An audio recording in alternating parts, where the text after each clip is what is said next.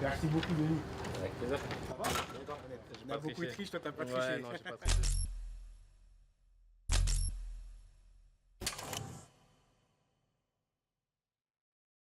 Premier match, première victoire. Comment tu t'es senti à titre individuel? Moi, honnêtement, je reviens d'une assez longue blessure à l'ischio, donc voilà, c'est toujours un peu dur, mais je travaille dur pour retrouver mon top niveau et j'espère que contre Lyon, ce sera parfait. Est-ce que tu penses être arrivé à l'âge de la maturité?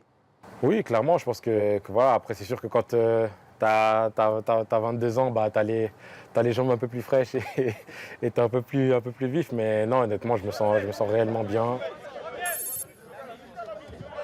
C'est clair que je suis à l'âge d'or, entre guillemets, et voilà, c'est à moi de le prouver sur le terrain maintenant. Est-ce qu'on peut dire que Monaco est le club dans lequel tu t'es senti le mieux dans ta carrière? Ici à Monaco, j'ai retrouvé mon entraîneur que j'ai eu dans quelques années auparavant, et c'est sûr que ça m'a aussi beaucoup aidé, et c'est clair, c'est un club où je me sens réellement bien. Je ne vais pas te poser la question de savoir quel est l'entraîneur qui t'a le plus marqué. Je pense que vous avez tous la réponse, c'est clair. Quelle est votre relation avec Adi Hutter? En tant que jeune à Young Boys Bern, c'est clair, c'était comme père-fils, et j'étais encore un jeune un peu turbulent, entre guillemets.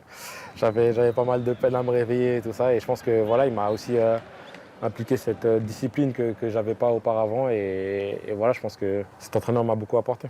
Alors qu'est-ce qu'il faisait Papa Hutter pour te punir? Bon, beaucoup de choses.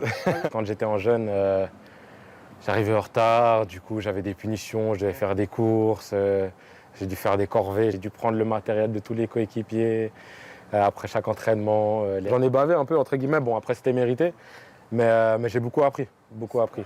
Est-ce qu'il y a un joueur plus jeune qui t'a inspiré, qui t'a donné envie d'être ce que tu es aujourd'hui? Moi c'est compliqué parce que j'étais attaquant de base, du coup j'étais plus inspiré par les attaquants en étant jeune. Et au fil du temps, j'ai été milieu et j'ai eu des joueurs comme Paul Pogba avec qui j'ai eu la chance de jouer, qui m'a beaucoup inspiré étant jeune. Il me disait d'être libre, de faire ce que j'avais l'intention de faire, et je pense que ouais, c'est des petits conseils qui sont tout bêtes, mais ça t'aide énormément et ça libère des joueurs, donc honnêtement, il m'a pas mal aidé. Et également, Yaya Touré et Patrick Vieira, pour moi, c'est des joueurs qui ont été impressionnant, et j'ai beaucoup regardé des vidéos d'eux pour m'inspirer d'eux, et je pense que voilà, c'était des joueurs hors normes. Denis, quand tu regardes ta carrière, quelle est ta plus grande réussite? De quoi tu es le plus fier? C'est déjà d'avoir pu faire ce que je fais maintenant, d'être là où je suis, de vivre du football, parce que je pense que voilà, il n'y a pas tout le monde qui a cette chance-là.